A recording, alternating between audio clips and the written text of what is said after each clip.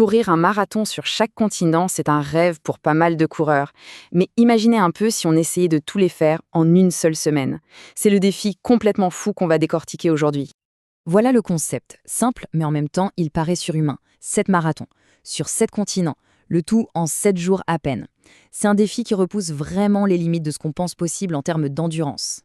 Et là, attention, voici le chiffre qui interpelle tout de suite. Quasiment 50 000 euros. Ce n'est donc pas seulement un test physique extrême, c'est aussi l'une des courses les plus exclusives et les plus chères de la planète. Alors, comment ça se passe concrètement? Il faut bien comprendre que ce n'est pas juste un défi personnel que chacun ferait dans son coin. Non, non. C'est une vraie course contre la montre, officiellement chronométrée, avec un temps limite de 168 heures pour tout boucler. L'organisateur, Icecap Adventures, a dû mettre en place une logistique, mais alors vraiment colossale.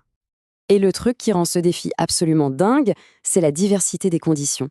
On passe d'une piste de glace en Antarctique, avec des températures à moins 20 degrés, à la chaleur moite de la Colombie, avant de finir sous le soleil de Miami. C'est un choc thermique et physique permanent pour l'organisme. Bon, ce prix, il peut paraître exorbitant, c'est vrai. Mais en fait, il s'explique par une complexité logistique qui est juste extrême. Alors, qu'est-ce qu'on a exactement pour cette somme? Eh bien, le package est incroyablement complet. On parle quand même d'un service très haut de gamme. Les vols entre continents se font en classe affaires. Il y a une assistance médicale tout le temps et toute la logistique est prise en charge. Mais le gros du budget, ce qui coûte vraiment cher, ce sont les vols privés pour aller et revenir de l'Antarctique.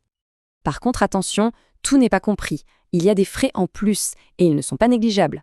Les participants doivent payer de leur poche leur voyage jusqu'au Cap en Afrique du Sud, leur hôtel avant le départ et bien sûr leur vol retour depuis Miami. L'addition finale est donc encore plus salée. Pour qu'on se rende bien compte, juste pour courir un seul marathon en Antarctique, ça coûte déjà entre 15 000 et 35 000 euros. Alors la Great World Race, qui ajoute 6 autres continents par-dessus, eh bien ça la place clairement dans une autre catégorie. Mais au-delà de l'argent et de l'organisation, il y a le défi humain. Et c'est là que ça devient vraiment, vraiment intense. Il faut essayer de s'imaginer le rythme. Traverser 6 fuseaux horaires, faire environ 20 000 km en avion et enchaîner un marathon par jour. Le corps est poussé à bout, en permanence, dans un état d'épuisement constant. Et cette citation, elle résume parfaitement le cœur du problème. Le sommeil, il est très rare, souvent grappillé dans l'avion. L'ennemi numéro 1, ce n'est pas tant la distance à courir, mais le manque de repos. C'est une véritable bataille contre la fatigue. Et comme si tout ça ne suffisait pas, il y a une épée de Damoclès au-dessus de l'événement. Tout peut être retardé avant même d'avoir commencé. S'il y a une mauvaise météo et que le vol vers l'Antarctique est bloqué, tout le calendrier est décalé. Ça ajoute une pression énorme dès le départ.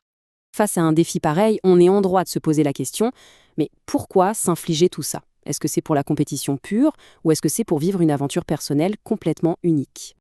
En fait, ce qui est fascinant, c'est qu'il y a 2 courses qui se jouent en même temps. Il y a une toute petite poignée d'athlètes d'élite qui se battent pour la victoire, pour le chrono, mais pour l'énorme majorité des participants, l'objectif est ailleurs. D'ailleurs, leur temps de marathon tourne souvent autour de 6 ou 7 heures. Le vrai Graal, pour la plupart d'entre eux, c'est de réussir à entrer dans ce club ultra fermé, le Global Marathon Club. C'est la reconnaissance suprême, la preuve qu'on a accompli cet exploit hors norme. Donc, au fond, on comprend bien que c'est beaucoup moins une course contre les autres qu'un combat contre soi-même. Le but ultime, c'est de voir jusqu'où on peut aller, de repousser ses propres limites et tout simplement de finir l'aventure. Au final, la Great World Race est un drôle d'hybride. C'est à la fois une épreuve d'endurance complètement extrême et en même temps un voyage d'aventure presque luxueux. Une expérience unique qui mélange la douleur de l'effort et le confort d'un service 5 étoiles. Et tout ça, ça nous ramène à la grande question.